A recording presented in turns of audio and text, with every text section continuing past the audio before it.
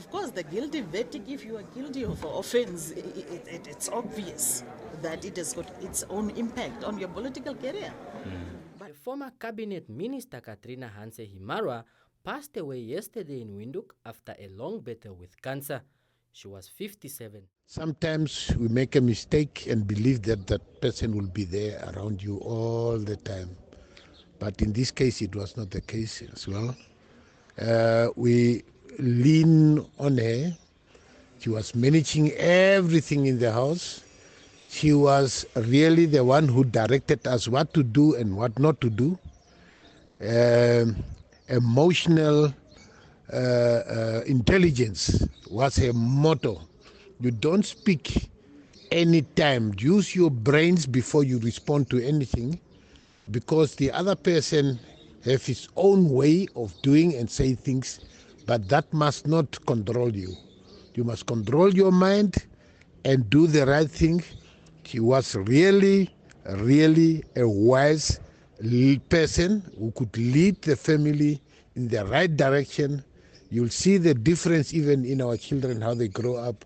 They're hugging everybody who comes at this house because they regard people as friends. Every person as a friend and a good friend, because a person who enters your house is a person who has a relationship with you. So even 2-3 weeks ago, you find out that the NBC was having a handout to the needy. And she instructed our children immediately to go and get some blankets, which must be donated to the needy, especially those who are sleeping in the riverbeds. This is the type of Katrina.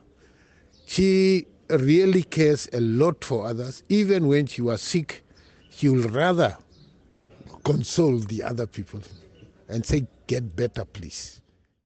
The Executive Director of Education, Arts and Culture, Sanet Steenkamp, said UNESCO recognized the Namastap as an intangible cultural heritage through the late Minister Hanse-Himarwa's intervention.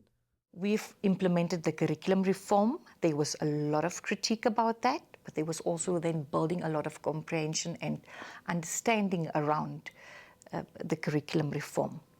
She was a dynamic person when it comes to the creative industry and culture and heritage. Very proudly Namibian, very proud with her culture, very embracing and open about all other cultures that built our Namibian house. And it was also under her leadership that the Namastap was actually under UNESCO with the intangible cultural heritage safeguarding list. Our Namastap was recognized and enlisted. And that were very proud moments that we shared, because she loved the children so much and she wanted to get the corporate entities involved to invest in education and invest in a child's life and make things better for children. She started an initiative which we called Fancy, and we launched it together in 2017. That is the Friends for Education initiative.